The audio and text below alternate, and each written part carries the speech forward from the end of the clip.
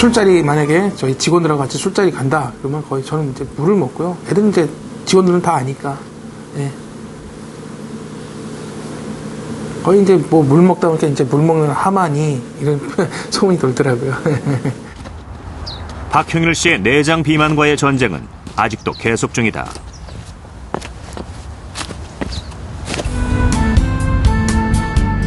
매일 아침 한강을 달리는 백승유 씨. 2년 전만 해도 달리기는 상상하기 힘든 운동이었다. 너무 힘들고 호흡도 안 됐었는데 지금은 거의 20km, 30km 뛰어도 전혀 몸이 부담스럽지가 않습니다. 너무 좋습니다.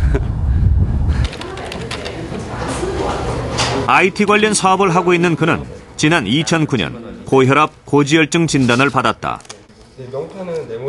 과음이 문제였다. 특히나 제가 마케팅이나 세일즈를 전담하고 있다 보니까 뭐 일주일에 6번은 거의 의무적으로 술을 먹게 되고요. 그리고 이게 계속 먹다 보니까 일요일 같은 날 쉬어야 되는데도 집에 있으면 이게 중독성이 있나 봐요. 그래서 집에 있으면 꼭 또 맥주 한두 캔씩 먹고 자야 되는. 백승희 사장님보다 술 잘 먹는 사람 못 봤어요. 네, 거의 뭐 최고죠. 한번 먹기 시작하면 네, 뭐 끝장을 보는 그런 스타일. 사업상 잦은 술자리 때문에 배가 나오기 시작하면서 몸무게는 한순간에 100kg에 육박했다. 거의 1년 만에 거의 30kg가 쪘고요. 그게 한 5년 동안 지속이 됐었습니다. 그래서 불과 한 1년 전까지 96.7kg 정도 되었었습니다. 네, 그래서 복부에 내장 지방이 차면서 혈관 질환은 물론 관절에도 적신호가 오기 시작했다. 요 속에 있는 지방이 많이 빠져야 돼요. 어깨가 오른쪽이 펴졌고요. 목이 지금 앞으로 굽은 거예요, 지금. 이렇게. 그거 좀 다리가 이게 막 엉덩이 커지고 다리가 늘어나는 벌어진 거지, 지금. 자세가 틀어지면서 건강은 더 나빠졌다. 당시 백 씨는 심각한 고지혈증 환자였다. 굉장히 비만한 상태였습니다. 그래서 검사한 결과 그 콜레스테롤이 높은 이상 지질 혈증과 그리고 대장의 용종이 발견되었습니다. 건강을 되찾기 위해 그는 제일 먼저 식습관을 바꿨다. 그리고 매일 칼로리 일기를 쓰기 시작했다. 오늘 그 섭취한 음식물 총 칼로리를 제가 이 도표로 정리해서 관리하고 있고요.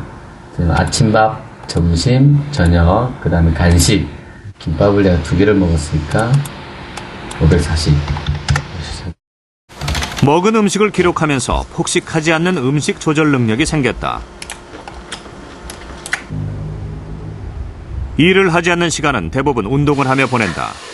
운동 후에는 매일 운동량을 기록해 조절하면서 허리 둘레가 15cm나 줄어든 82cm다.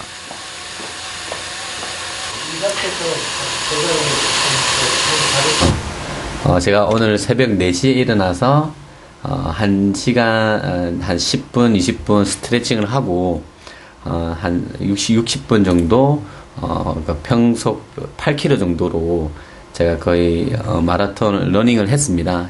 해서 그것에 대해서 총 소모된 칼로리가 한 450에서 500칼로리 정도 이렇게 계산이 되고요.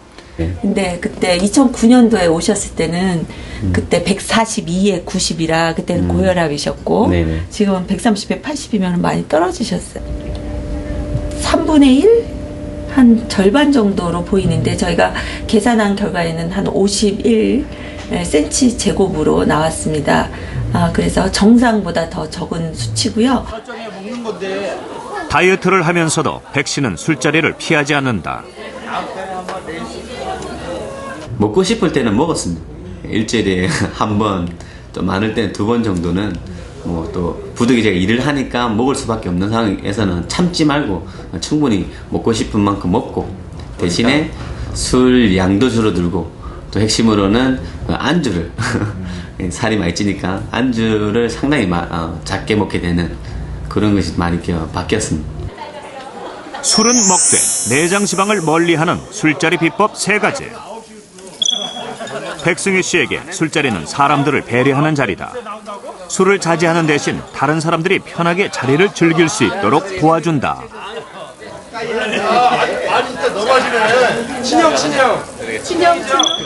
술안주는 육류보다 채소 위주다.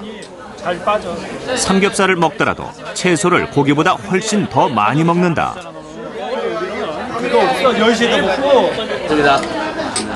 술자리에서는 술보다 물을 더 많이 마신다. 물이 알코올을 희석해주고 포만감에 더 이상 술을 마시지 않게 된다. 술잔은 한 번에 비우지 않는다. 여러 번 나눠 마시면서 술을 자제한다.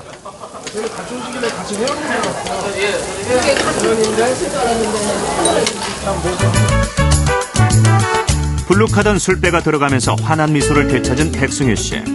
그는 오늘도 칼로리 일기를 쓰면서 뱃살을 관리한다. 운동을 하면서 사이클과 마라톤에도 흥미를 느끼기 시작했다. 내장 비만으로 생기는 질병의 그늘에서 벗어난 백승희 씨.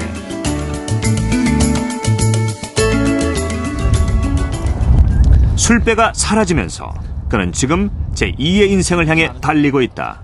네, 근데 처음에 잠시 힘들긴 한데 몸 풀리고 나면 정말 기분도 좋고요. 너무 재밌는 것 같습니다.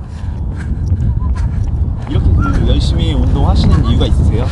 네, 제가 몸이 정말 안 좋아져 봐가지고요. 그게 너무 힘들더라고요. 그래서 많은 일을 하고 싶은데 아직 제가 많이 젊지만 그 아픈 몸으로서는 무엇도 할 수 없다는 생각을 했고요. 세상에 무엇보다 건강이 제일 중요하다는 것을 깨달았기 때문에 전혀 힘들지도 않고 앞으로는 정말 이 운동을 열심히 할 겁니다.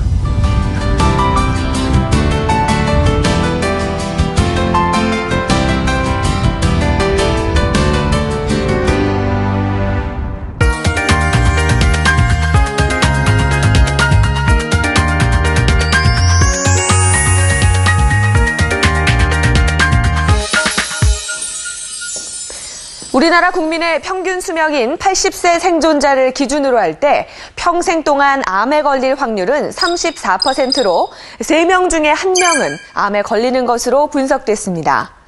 따라서 암은 이제 우리 주변에서 흔히 접할 수 있는 그런 질병이 됐는데요. 그만큼 생활 속에서 미리미리 예방하는 조기검진이 중요시되고 있습니다. 대부분의 암에 있어서 조기검진은 생존율에 큰 영향을 미칩니다. 특히 위암의 경우 전체 발병률 1위지만 초기에 발견을 할 경우에는 가장 높은 생존율을 보이는 것으로 나타났습니다. 국립암센터의 이진수 원장은 체계적이고 정기적인 조기검진이 암 발병률을 줄이는 가장 중요한 요소라고 강조하고 있습니다. 귀찮아서 혹은 시간이 없어서 자꾸만 미루게 되는 암 조기검진, 과연 얼마나 중요한 것일까요?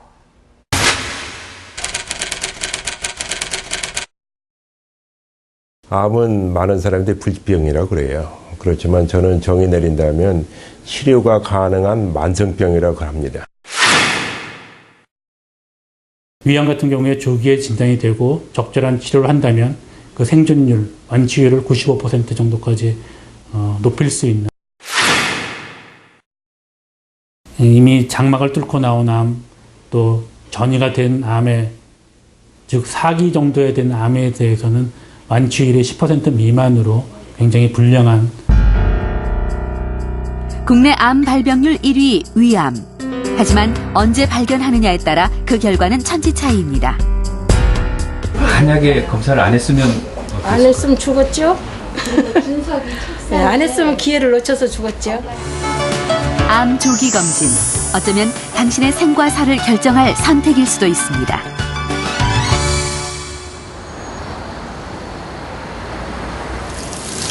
오늘도 무사히 환자들이 잘 수술되도록 기도하는 마음으로 한 달 평균 15번, 14년 동안 수술을 해온 위암 전문의 이주호 교수. 늘 기도하는 마음으로 수술을 집도하는 그이지만 이런 환자를 볼 때면 안타까움이 먼저 앞섭니다. 위, 비장, 대장 전체를 다 하시는. 예, 위가 여기가 12장이고